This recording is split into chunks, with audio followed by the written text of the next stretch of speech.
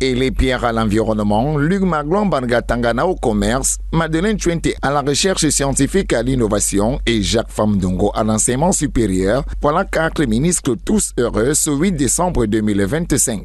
Ces membres de l'exécutif en place dirigent le département ministériel depuis 21 ans. Une longévité ministérielle exceptionnelle qui est déjà record.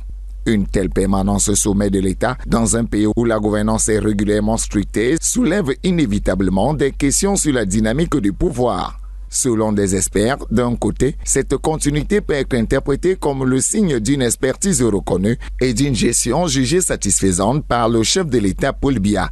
Elle offre une certaine stabilité administrative et la possibilité de mener des politiques publiques sur le très long terme, un avantage pour des dossiers complexes. Cependant, cette immobilité spectaculaire alimente aussi le débat sur l'innovation gouvernementale et le renouvellement des élites. Certains observateurs s'interrogent si une telle permanence favorise l'efficacité et la modernisation ou conduit à une certaine inertie, voire à une forme d'essoufflement des idées.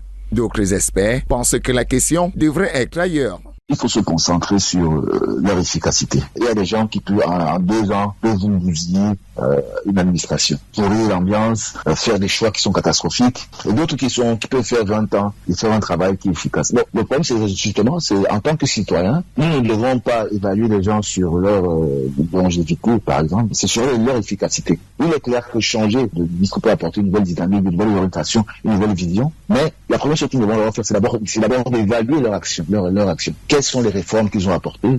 Qu'est-ce qu'ils ont transformé? Quel était leur rapport? Est-ce que leur gouvernance à l'intérieur du ministère est efficiente? Selon le site d'information Kame.be, cette situation place un ministre sur un projecteur particulier.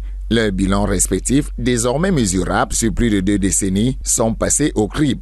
Leur capacité à s'adapter aux défis contemporains, qu'il s'agisse de la transformation numérique de l'université, de la souveraineté économique ou des urgences climatiques, est minutieusement évaluée. Cette longévité ministérielle sans précédent reflète les mécanismes de la gouvernance camerounaise et invite à une réflexion plus large sur l'équilibre entre expérience et renouveau dans la conduite des affaires publiques.